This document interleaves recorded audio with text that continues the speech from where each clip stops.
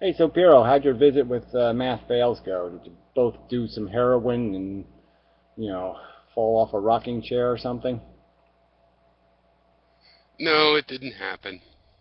No, it didn't happen.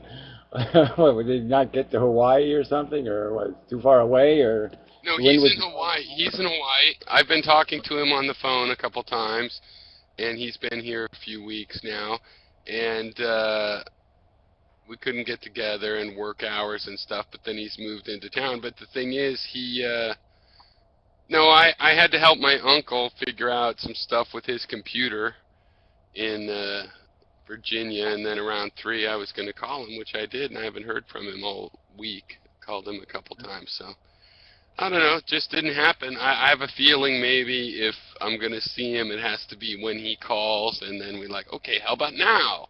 You know what I mean? Like, an issue. Yeah, well, he does seem to live, so,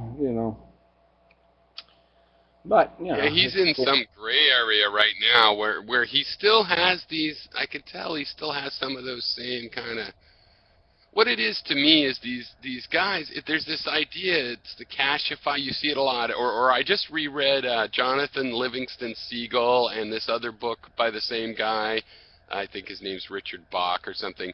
Illusions, and it's all pretty good guru stuff. Kind of like you can be a guru, follow your dreams. Don't take bullshit. Be straightforward. Things that are good. But then there's always that point. Oh, and by the way, eventually you can telepie. You know what I mean? It's like physics won't matter, and that's the part. Free energy, just in you can tell. You can manifest flowers to give to girls, and it's just bullshit at that point. No, there is a guru thing of just following your own. Not giving in because of the town you're in says you should believe this or that, or these are the better people. There's great advice there, but then they always want free energy. I could make the same argument about Nietzsche, right? I mean, in a way, I would make the same argument that he takes it a step too far.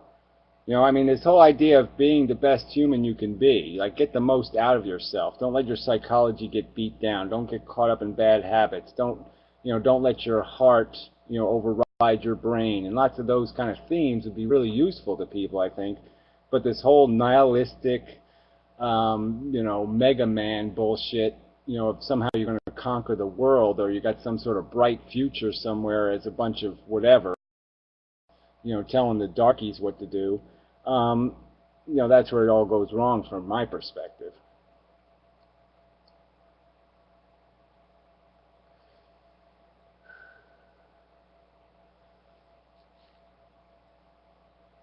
But I mean, Didn't that whole didn't Nietzsche didn't Nietzsche also have like an Untermensch who was like the underman? So I mean that's problematic because now he's made a lower class. well, I'm just saying that was sort of implicit in what he was saying a lot of the time was is that there was this we concept, like we, the guys who know what we're doing, and the thems who don't know what they're doing, and that there would always be a we and a them. He always kind of made that implicit, but and without stating it overtly that there'd be an underclass. But yeah, I mean, it's sort of garbage man, and it'd still be people shoveling shit in a ditch, and they wouldn't be one of his kind of. But regardless, I'm just saying that it's just that aggressiveness of this idea that there's some way you can play this game and win, and there's no winning without taking either. We all win or we all lose, but there's no in between. Okay, you just can't win the game as an individual. It doesn't work that way. And his whole individualistic attitude is just such a fail, in my opinion. You got to look at the whole game board.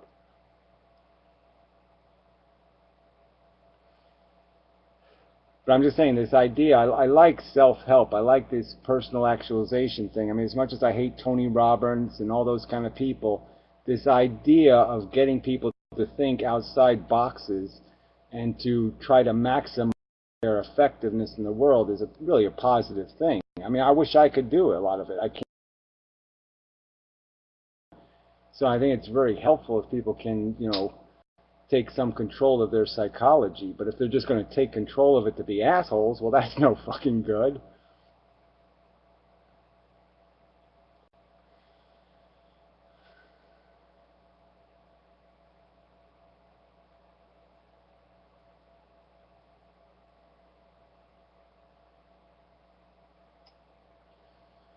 I don't know about Nietzsche wanting to get laid. His opinion of women wasn't too sharp either. I mean, all these Germans did not like women very much.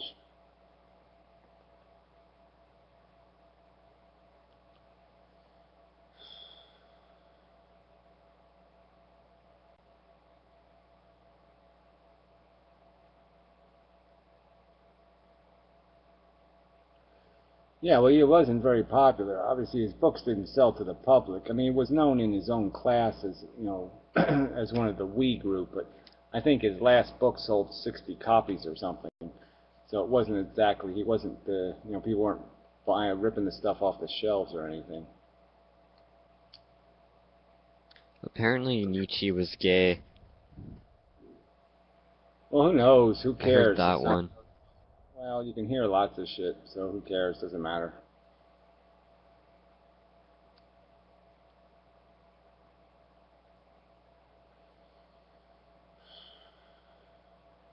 I heard somewhere that he believed he had Alexander the Great's blood or some egoist bull. Like he kind of compared himself to that. Well, I just care about the philosophies. I don't want to get too much into personal reasons why he had some perceptions. I mean, obviously there was probably some personal agenda in some of it, but I'm just saying I don't see any point in doing that personal shit too much.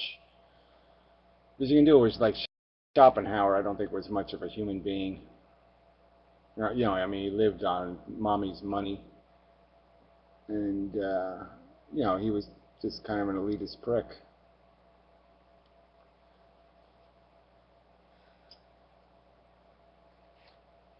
I mean, well, none of these philosophers were like people that had to go to work or anything. It's not like they, earned their life. They all lived in privilege. They all had the fancy educations and all that shit.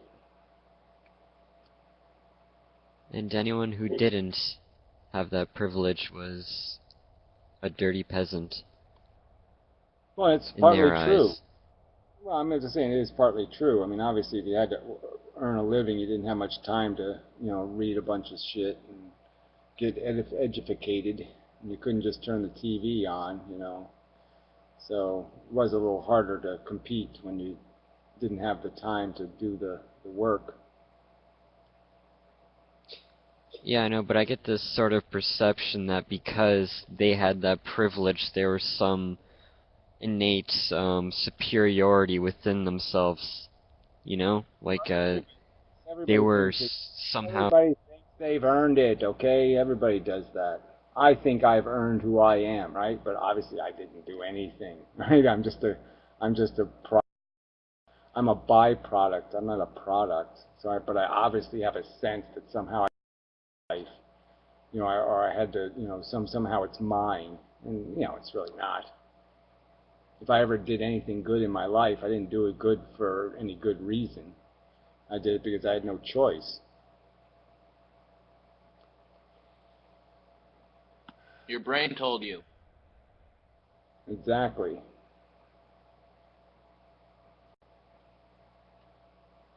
I didn't make that.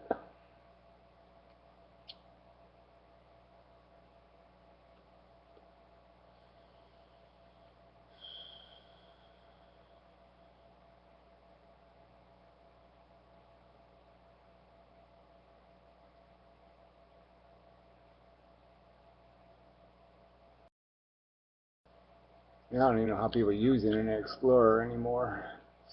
So fucking buggy.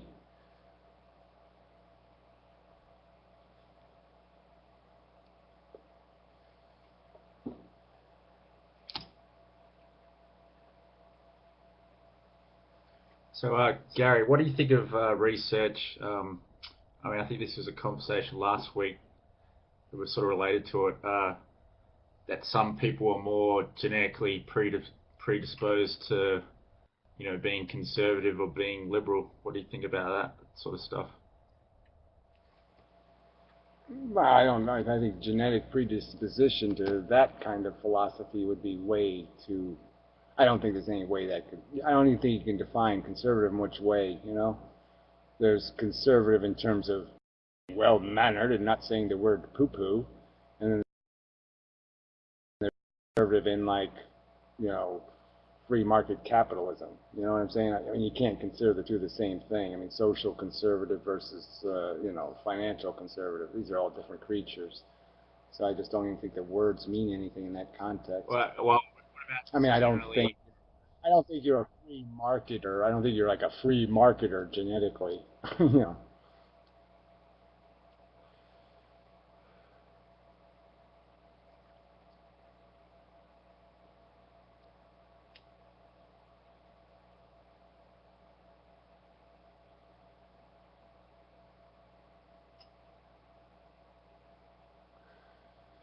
Oh, that's just a silly statement. We know hardly anything. Gee, so stupid. We know mostly everything. All the important bits, we have an answer to everything. The only questions left to answer is the unimportant details.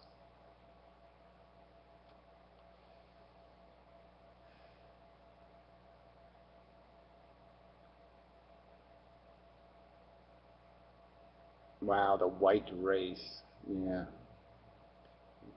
Username, you're a clever guy. Gary, I saw in 60 Minutes there was this piece they did on, like, there's like a dozen people they found in the whole world that have like this perfect memory where they can recall, like, something 10 years ago, the date, everything about it. They can tell you the entire life. They can tell you exactly. I mean, so it's like this thing where they have this special mechanism in their brain where they're able to retrieve their memories.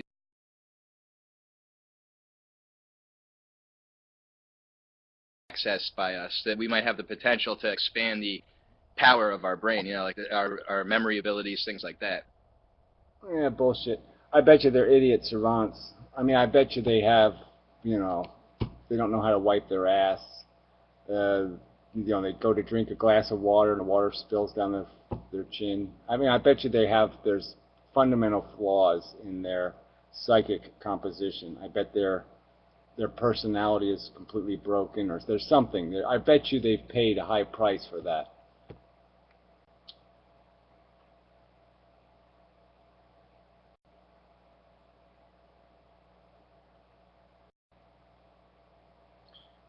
I mean, the idiot savant thing is a kind of a well understood in the sense that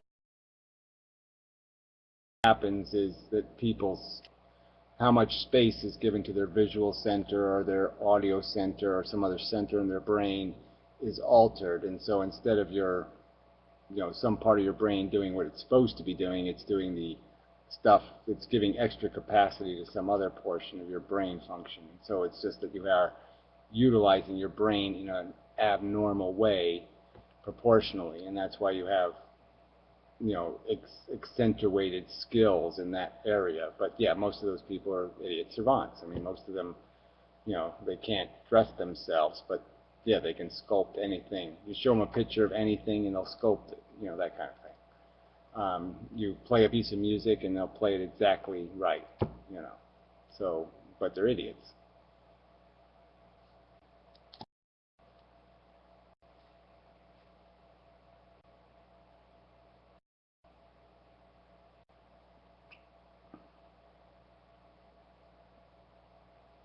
I can almost feel some of that, to tell you the truth. I mean, you can, you sort of, like, sometimes when your focus gets narrow and you start really thinking about something, and you kind of do the zen of thinking, you can almost feel yourself stripping yourself of your identity and, losing parts of yourself because your brain is being occupied, possessed, by this this perception that wants to see deeper, and it's so focused on the internal, trying to watch what's flowing through the brain, and you sacrifice to do that. I mean, I can feel it in a sense that I feel my life diminish when I get in one of those phases, and so it seems obvious that to do the extra thinking thing, when you do thinking in a seriously hard manner, you definitely, the rest of your brain does have to kind of shut down to do it well.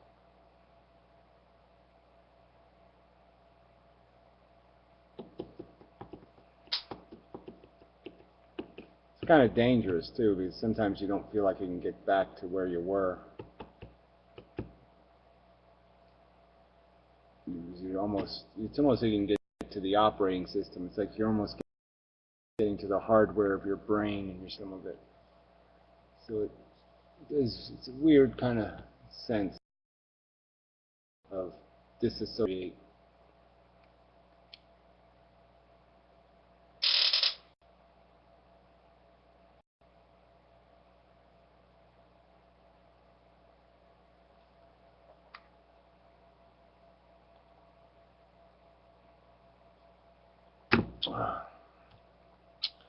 Now let's see what else is news. No one's made any interesting videos, which is disappointing. I did watch a Warbles On video, and so he was talking about this near-death experience, and so he was playing some asshole doctor.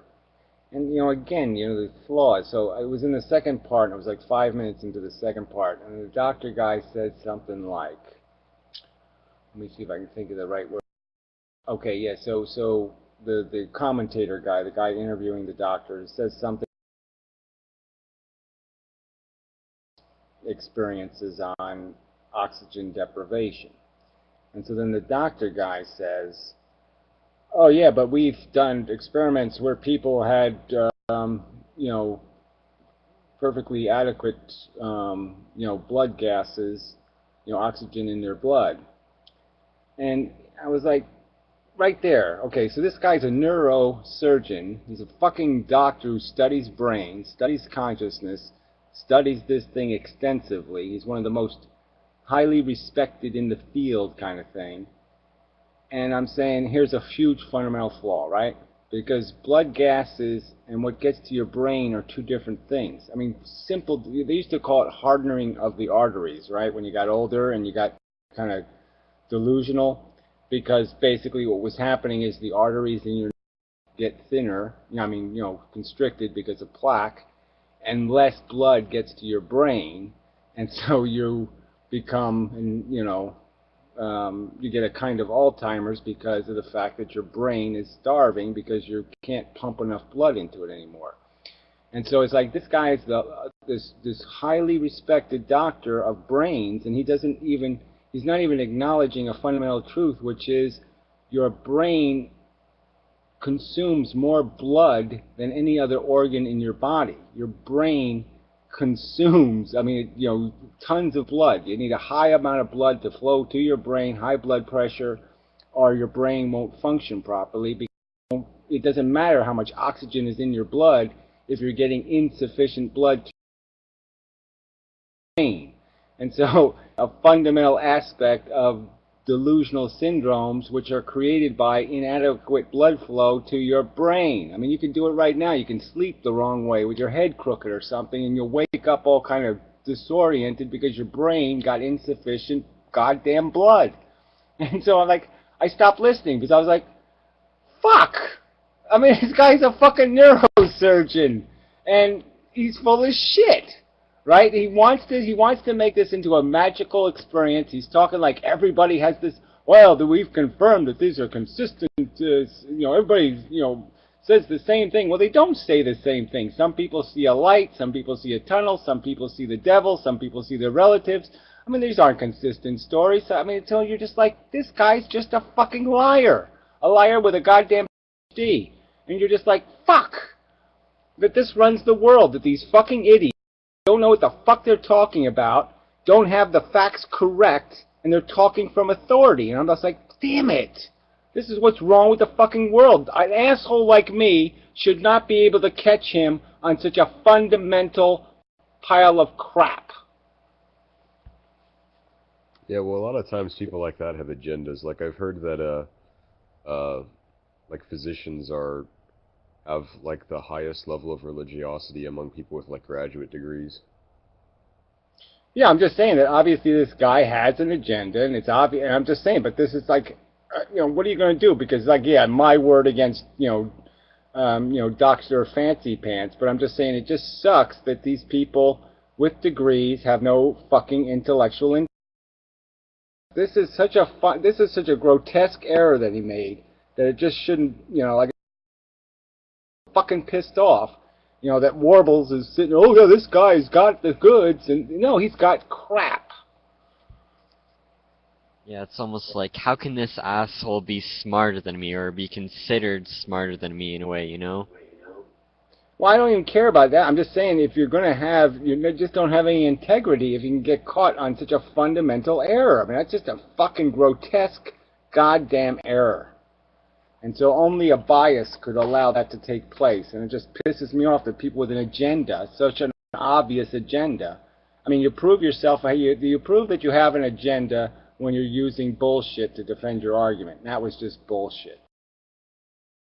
For Dr. I mean, you know, like, I mean, I can't believe he doesn't know the fact that brains consume a lot of blood. I mean, if he doesn't know that, then, you know, he shouldn't be doing surgery on people's brains if you don't know that fucking brains need a lot of blood. Well, I mean, I just think, earlier in this chat room, I forget his name, but he was talking about how some people go after you for some sort of reason. You're just saying that, oh, they're going after me because I'm pretty, but I mean, I actually think people are going after you because you are really kind of breaking their perception of reality. I mean, they think reality is completely something different, but I mean, you're sort of taking a hammer to it, and they're almost offended by you. Well, I mean, they're definitely bothered by the fact that they can't get to me in some have to resort to any way possible. But yeah, obviously that's always the agenda, is they don't like what I'm saying.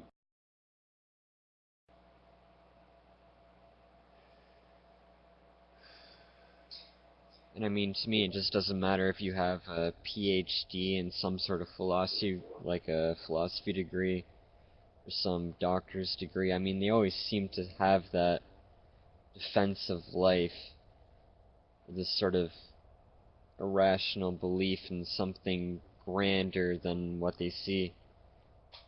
Yeah, I don't even know if it's that. I just think that they have a story that they're living in, okay? And the story they're living in requires soccer to be important, or, you know, whatever the thing is. So, obviously in the world, their narrative, what means something to them, like their history and their reputation and their meaning in history, is dependent on this bullshit meaning something. So yeah, they have to make the shit has to be real, or everything they're invested in is bullshit.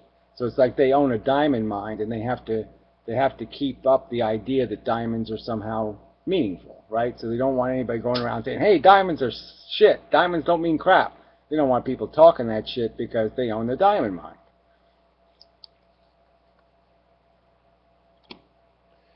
And they're just too invested in the narrative.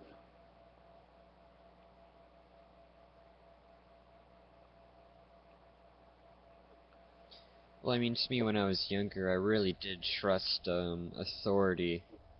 Like, I believed everything my teachers said, and I mean, yeah, some of the stuff they said was true, and I learned a lot of stuff from school and all that, but I mean, when you just dig a little bit, it's kind of, like, I mean, I can't some sort of agenda going on here in what they're teaching me, you know? Yeah, Like, well, this whole parenting course, and yeah, I never took anybody too seriously. I mean, once you know they're liars. I mean, I learned very young that, you know, even my parents, who seemed to care about me, were lying all the time. So once I knew people were going to lie to me all over the place, they were going to, you know, just to get me to do, oh yeah, school's going to be fun. No, it sucked. I knew it was going to suck, and it sucked.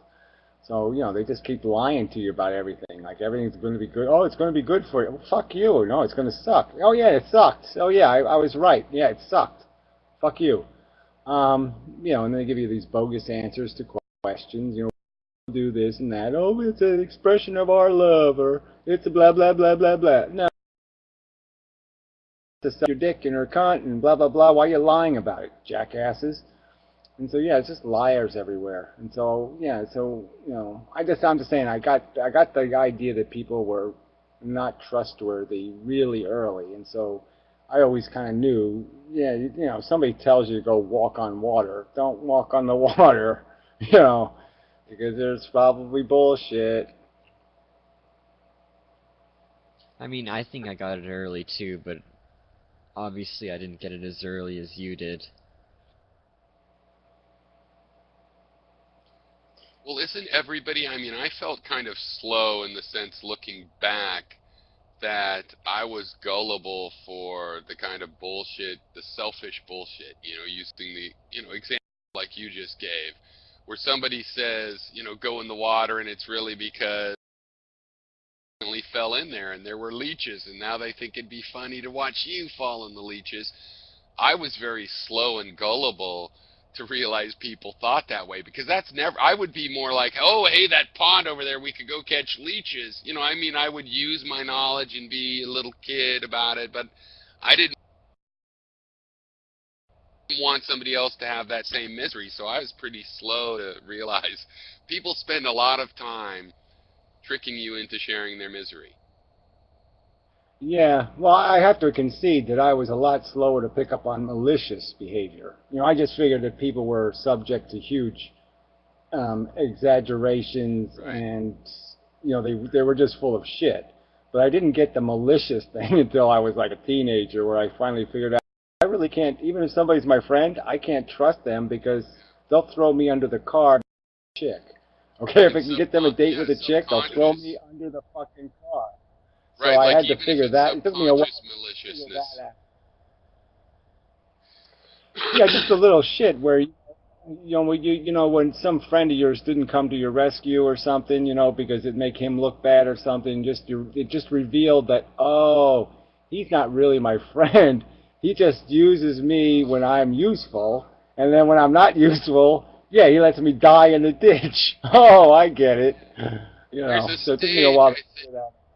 I think there's a stage all over the place around middle school transitioning into high school where a lot of people find that they can shift their social group. And people you thought were one way have a chance to enter some social group, like, just some popular kid, or for that matter, some stoner, just somebody in a social group that they had a little unknown hankering for, and then boom, they disappear. It's like a guy that gets a girlfriend and you never hear from him again. It's a group of friends, and there's a lot of that, and there's a lot of kind of fucking people over on an emotional level, or just, who you gonna hang out with, or even, pranks. I saw a lot of people just play mean tricks on each other, because I was kind of out of that, because I had moved around from school to school, so I'd learned not to ever fit into a group, because I went to 2 schools every year. And so I got to witness a lot of this when I finally started staying put, and how the group shift, and how people fuck each other over, mostly emotionally, but also over girls and things that you could say, well, that actually wasn't, a lot of hurt feelings, and people pushing each other's buttons and knowing each other's weak spots. But now I actually think people aren't as malicious as I, had discovered then. Now it's like, I think mostly, it's less than 50%. It's just that 10% maliciousness goes a long way. Yeah, I think it's more. I think they're more malicious than I thought they were, but that's just the way it works, I guess. Um, more conniving and scheming than I even thought. But yeah, the worst part of it is, you live with this social reputation you get, So when you don't, I didn't move around too much, and so you're stuck with a social reputation, and once you get stigmatized, you're stuck with that stigma. But I did a lot. I mean, I was basically a freak, so I was part of the drug culture and all that shit. I mean, I hung out with nerds a lot because they were kind of trustworthy. I mean, I liked nerds. Just sucked. They were no fun. I mean, they weren't funny and they weren't useful in any way, but they were so needy that they were, you could be useful to nerds really easily because they were so socially outcast and such losers that you could do them a lot of good. So it sort of made you feel good because you could be useful to nerds and they would be appreciative. So that was kind of nice. But the majority of the nerds are thankful also. I mean, if you show them a kindness, they're thankful. Unlike most people and all children children who have no thankfulness when you're nice to them. They just Yeah, take that's what I'm advantage of saying. it, and they just use you as a doormat. Nerds are not, and dorks, and they're thankful. They're like, hey, he was nice. They remember, hey, he brought the chips, and it's a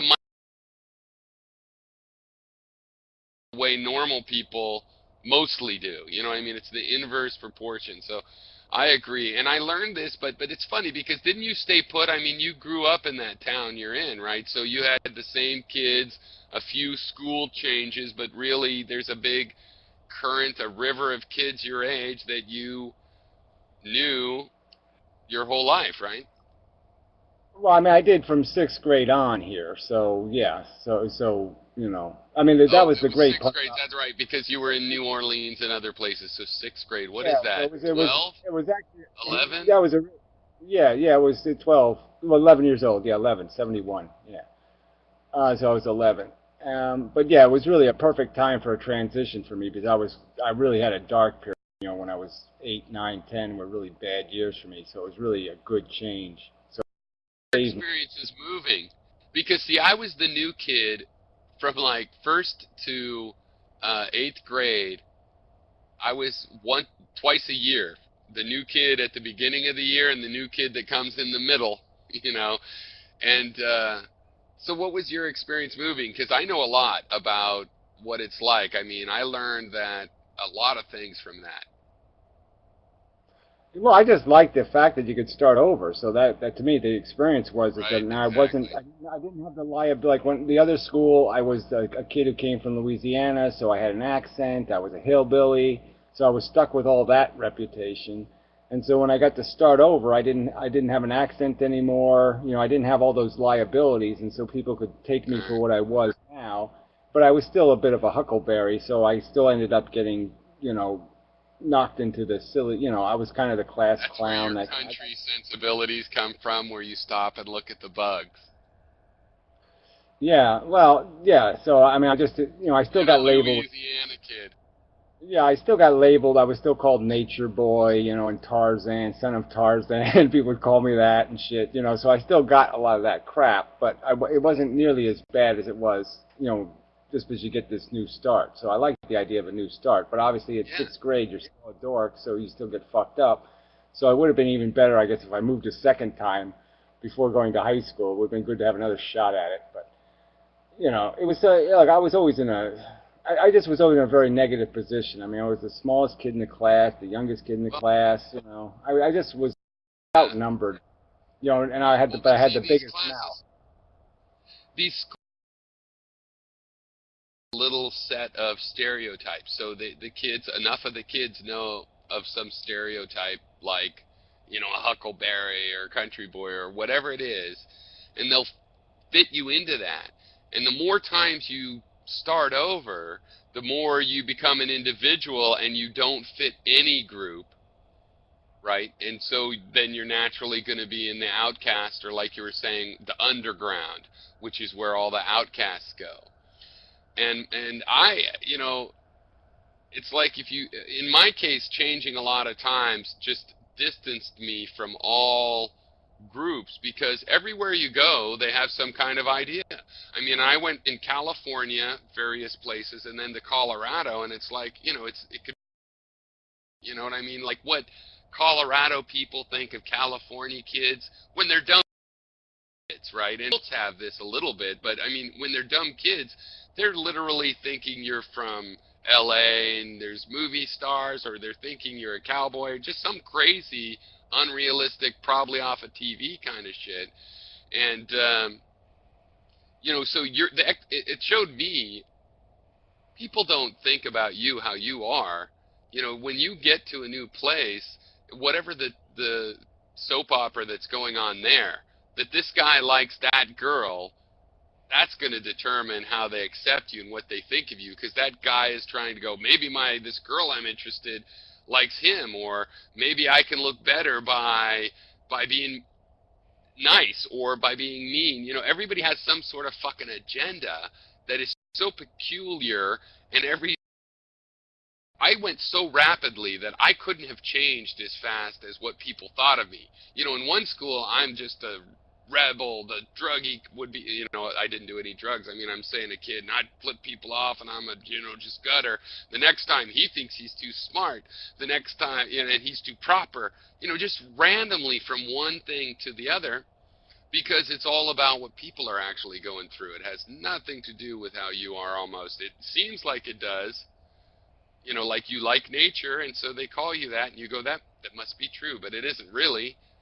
It's well, it's having the intelligence or the understanding to be able to manipulate that, and I just, to me, it'd be really great if you could go in knowing what was going on, and have the gear to play the game, because I just didn't have the gear to play the game. I mean, I could play better, and I just didn't play it very well. I mean, I played into the hand. I played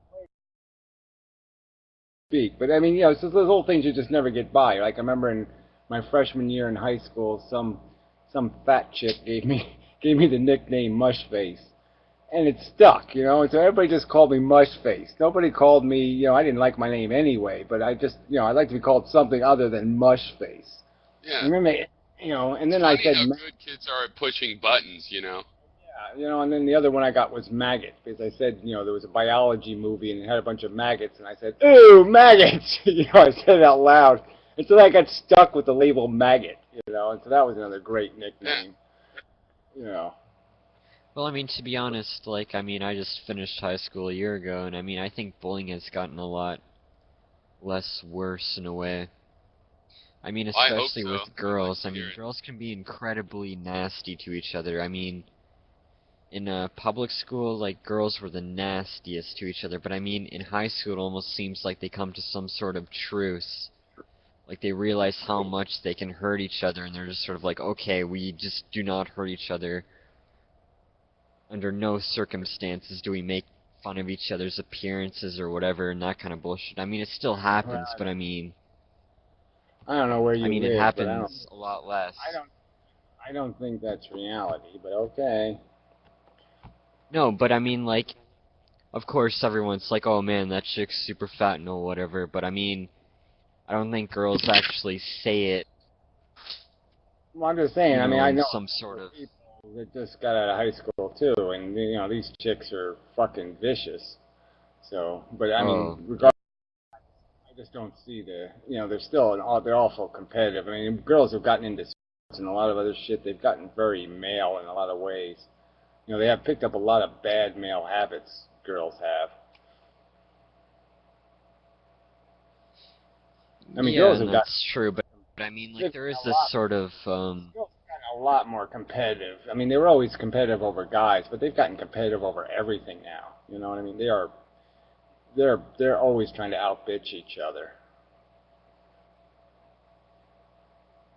But with this whole social media and the body acceptance movement, but I don't know. That shit is real. I'm sorry. I don't know where you went to high school, like Faggoty Pants High or something. What are you talking about? I went to school in Canada, so Canada might be different than America. Canadians are kind of Canada.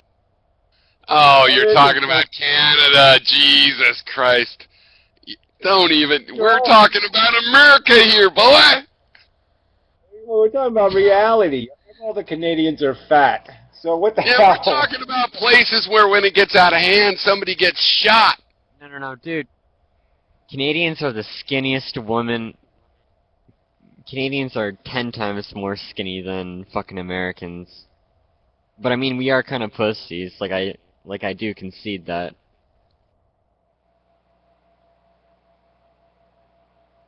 Don't Canadians have, just as many guns or even more guns than Americans per capita?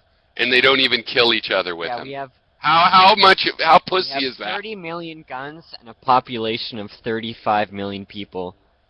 Yeah, 30 but how million many guns deaths? and a population How many of 35. deaths? Yeah, almost Americans no divided murder. by 1 or Chicago. 2, How many black people? Why do you have the guns? Why even have the guns? You guys aren't even going to kill each other. It's such a waste. No, they have to shoot Man, it's bears. those polar bears. But whatever. Yeah, right. I'm just saying Canada isn't real anyway. It's not a real place. So there's no point in talking, using Canada as an example of anything. But look, you gave it away right there, right? Just because I made the fat joke, and what did you do? You got all defensive, right? So you got all the, oh, we're 10 times thinner than you Americans. So, yeah, so he's talking about how everybody's gotten all comfortable with the fatty chicks, and oh, no one picks fatties, and no one does this, no one, and he's showing his own paranoia about, oh, you using right. it as a No. Well, I mean, I'm not fat. Your I mean, argument's been like, there debunked. are bigger girls I'm just saying, in you all already countries, okay, Gary? failed that you're full of fucking shit. Okay? Piro officially debunked you. No, Gary did Yeah, most of it. I guess so. I just declared. Yeah, well, whatever. He's The gotten. word Canada really did most of the work. Yeah, Canada. Yes, it's nice. There's no bullying. Fine, we know. Stop rubbing it in. Shut up. Well, no, Take no. your Like, guns and shoot somebody. there is bullying, but I mean, like, there just seems to be this consensus among girls that's Gary, like, oh man, we you can should hurt each other Gary, you should start emotionally just as debunking much. theories as content for your channel. Actually, Yeah. to be serious for just a second, I've noticed the American-style bullying, and we're going to have these school shootings. They are going to go up to Canada, and this whole Canada is sweet thing is not actually going to last. I don't think, right? No, I but mean, we Canada started kinda seeing it, sucks. so it's funny. But really, compared to America, I think the bullying in American schools, it's hard to say. I'm in Hawaii. It's definitely really bad still, and it's racial bullying. So, I mean, I think in America, everywhere I've ever heard of, and the first-hand experiences in California and Colorado and Hawaii, it's terrible. It's just like the prisons, like cruel and unusual education. It's ridiculous. Yeah, it's Okay, look, but can I say something here, Gary? I mean, What? like, even like the super hot chicks, like the 10 out of 10 girls in my school are super, super insecure. I mean, like, they think they're just as ugly as the super fat chick next to them and all that. So, I mean, they sort of have this consensus Have that... you heard of anorexia? I mean, women's self-image is always totally, and I totally understand that shit, but I mean... not new, okay? It's not new. Trust me, okay? Well, in California, even the women that are ugly think that they're sexy. That's what we've done over there. It's like they all think it. They don't. None of them have that self-esteem problem, and it's like that in itself becomes a problem. Yeah, there was always a hot chick that committed suicide or something, okay? I mean, it's just like, there's always some jock who had everything, he commits suicide. There's always people who are perfectionists who always found life insufferable. So even if they were It's perfect, funny they weren't. because you know how they say, like, just if you feel confident and act confident, like especially just some girl that's a little bit like overweight by the TV standards or even by regular standards, they can pull it totally off if you're confident, and it's so true. I mean, really, people react, and when you see somebody attractive with somebody that's not so attractive, and if you analyze it, you will find out the unattractive person is super confident and is like, yeah, I'm a person, and yeah, my body isn't perfect, but I'm fine with it. And those people are attractive to people that are objectively or whatever, mainstream attractive. It's, and it's so ironic. Everybody is like,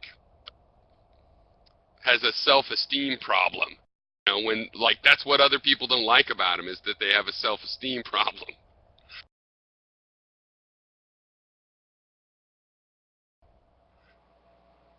Yeah, No,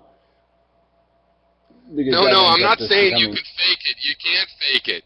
You can't fake it. No, I'm talking about people that really feel that way. Like a heavy-set... heavy-set women are perfect example, the Mae West type. And if they just think they have it, some guys might be like, yeah, right, no, you're ugly. But they do not have trouble finding people, including people of all different looks and types, I don't think they win, okay? They end up divorced and alcoholics. So I'm just saying I don't think they pull that off. Interesting. I mean, I think they can. I think there are people that are honestly confident in themselves, and Yeah, no, that is attractive. I think they honestly end up drug addicts, and a lot of, they have their lap dog and they feed it turkey all day. Well, I think you must be thinking of someone that shouldn't be confident, right? So if someone is confident when they shouldn't really be confident, and then they play the stock market and lose all their money, then they become, they lose everything. And that is definitely true with a lot of these confident people. So it depends on whether they are confident in things that are going to pay off. That too much ego is obnoxious. So I'm just saying that in the end, that over ego thing, okay, works to get you in the door, but it doesn't work in the long term. That's what I'm arguing, okay? I'm saying that, yes, confidence is attractive, but it's not durable in a relationship. So that's the problem with it. Those become the women who think they're entitled to this, and they deserve that, and they get all that kind of psychosis. And I'm just saying reality isn't going to placate that attitude. Well, see, I'm sort of from the side of not being that way, and even though I'm opinionated, it's like, be humble. What do you want to do? And doing what the group or the other person votes for. And I have noticed that there's this reaction to people that are confident, including people that are just, unrealistically confident. I would be a little bit skeptical, is all I'm saying, is getting too involved with people who don't accept some social standards in terms of defining their own ego comfort. So if you're not a little bit humbled by the fact of your social standing and you're going to pretend that it doesn't matter, I think those people can be train wrecks. That's all.